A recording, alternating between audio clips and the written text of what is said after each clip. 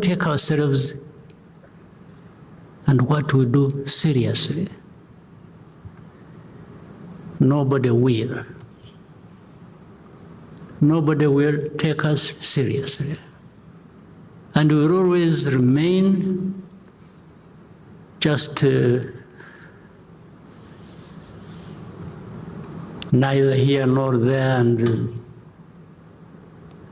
people doing with us whatever they want without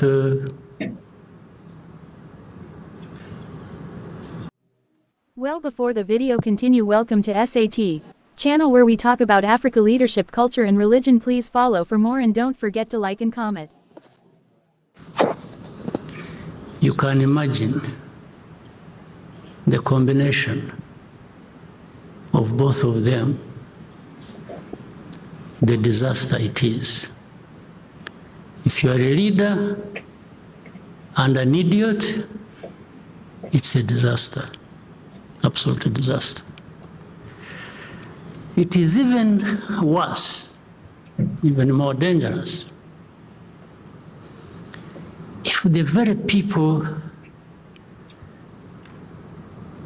who hold the power in their hands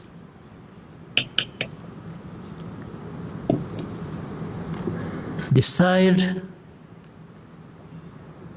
that they will be manipulated and played around for some interest by idiots.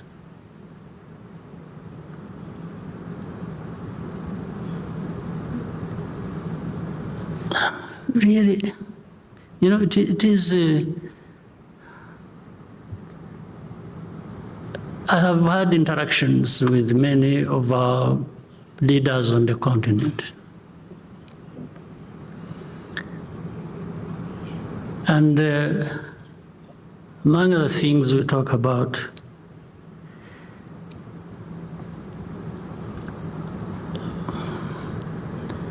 is one of us asking, I say, why? What is this? And then in the end we start complaining about, oh, you know, this is racism, this is blah, blah, blah, blah.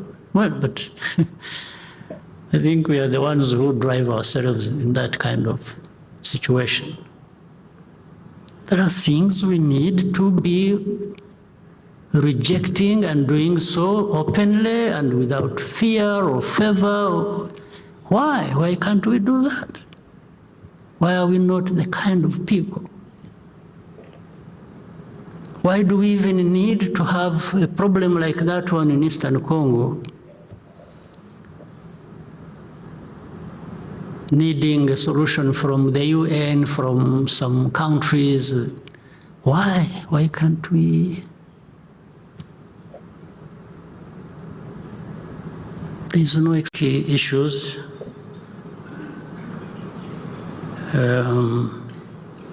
regarding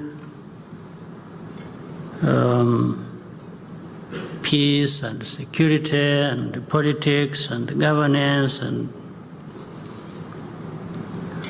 in our region.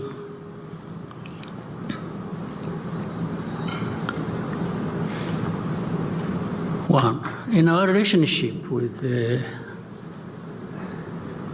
each other and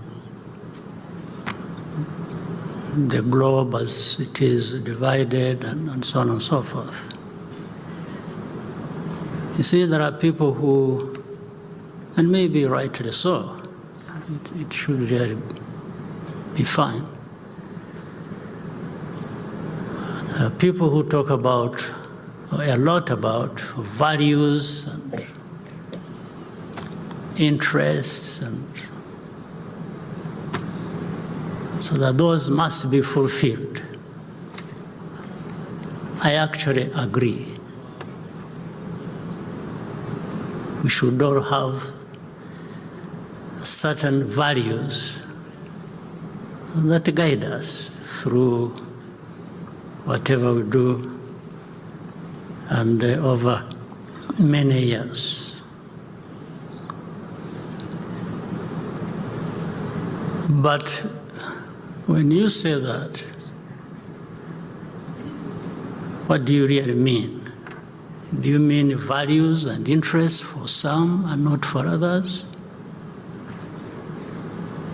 Or you mean values and interests that should apply to all of us, irrespective of where we come from?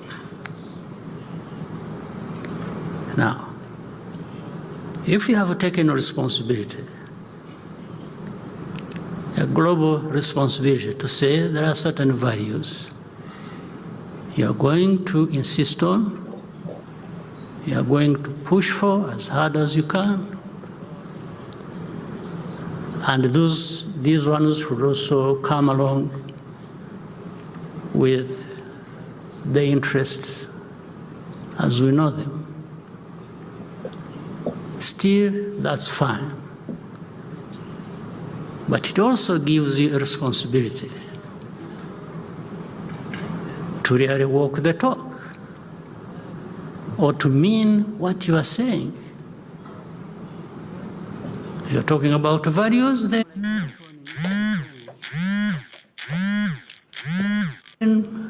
I'm sure you mean that, and the first person to respect those values are those who emphasize them.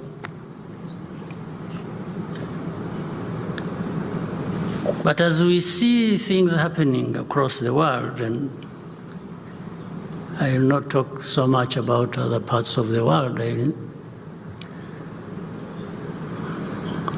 confine myself to our part of the world, the region and continent. Then I also raise another question. Is there a moment where the values, where the interests people talk about become incompatible with the truth, with the facts, or with evidence? I don't think they need be incompatible. It's actually possible to drive hard for values that you believe in, even mind so much your interests, but at the same time those could very easily be served by truth, evidence, facts, as you interact with other people and other parts of the world.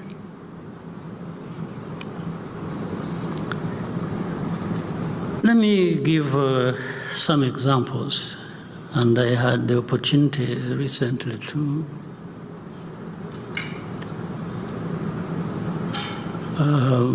address journalists, and they were bringing up questions that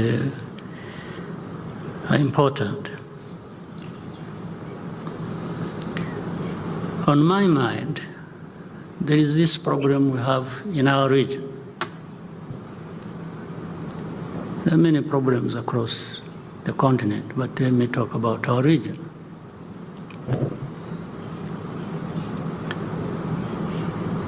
And I'm going to do that because Rwanda bears disproportionately a huge amount of burden relative to our responsibility in any wrongdoing, if at all.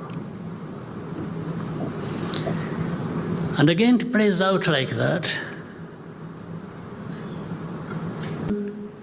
What is right don't really matter.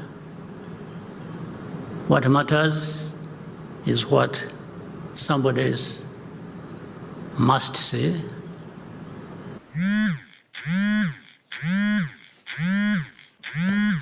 irrespective of whether what they are saying, selectively, and on the basis of the disparities that are in the world, where evidence, facts, even